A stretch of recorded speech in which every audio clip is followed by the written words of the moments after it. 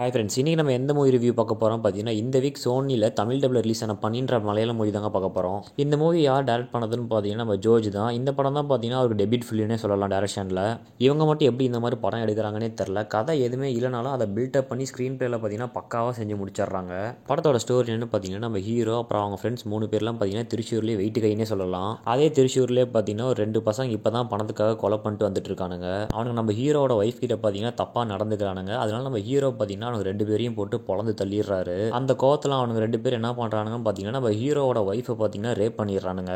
அப்போ நம்ம ஹீரோவும் அந்த 2 பேரும் எப்படியே கண்டுபிடிச்சி கொன்னே ஆகணும் அப்படின்னு சொல்லிட்டு சம காண்டில் இருக்காரு. அந்த 2 பேர் என்ன பண்ணுறானுங்கன்னு பார்த்தீங்கன்னா நம்ம ஹீரோ கூட இருக்க ஆளுங்களை பார்த்தீங்கன்னா வரிசையாக கொண்டு வந்துட்டு இருக்கானுங்க. நம்ம ஹீரோவும் அவங்களுக்கு எவ்வளோ பிடிக்கணும்னு ரீசன் ட்ரை பண்ணுறாரு. ஆனால் அவனுக்கு பார்த்தீங்கன்னா எஸ் ஆகிட்டே இருக்கானுங்க. அதே மாதிரி போலீஸும் அந்த 2 பசங்களையும் அவன் நம்ம ஹீரோ கிட்ட வந்து காப்பாற்றி சட்ட ரீதியாக வந்து அவங்களுக்கு தண்டனை வாங்கி கொடுக்கணும்னு சொல்லிட்டு இருக்கானுங்க. அப்புறம் லாஸ்ட்டாக அவங்களை பிடிச்சி நம்ம ஹீரோ ரிவெஞ்ச் எடுத்தாரா இல்லையா, அதான் படத்தோட கதையே.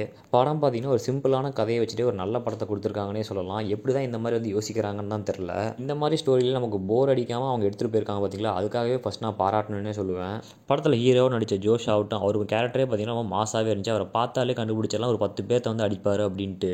அதே மாதிரி அந்த வில்லன் நடித்த 2 பேர் கேரக்டர் பார்த்தீங்கன்னா ரொம்ப மாசாகவே இருந்துச்சுன்னு சொல்லுவேன். அவங்க கேரக்டர் இவ்வளோ ஸ்ட்ராங்காக இருக்கனால தான் படம் வந்து இவ்வளோ நல்லாவே வந்திருக்கு. நம்ம ஹீரோ அப்புறம் அந்த 2 பசங்க ஃபேஸ் ஆஃப் சீன்ஸ்லாம் பார்த்தீங்கன்னா மாசாகவே இருந்துச்சு படத்தில் வந்துட்டு. அண்ட் மியூசிக் அண்ட் ஸ்க்ரீன் பிளேவும் பார்த்தீங்கன்னா ரொம்ப நல்லாவே இருந்துச்சு படத்தில். எந்த இடத்துல நமக்கு வந்து போர் அடித்த மாதிரியே தெரியல படம் வந்துட்டு.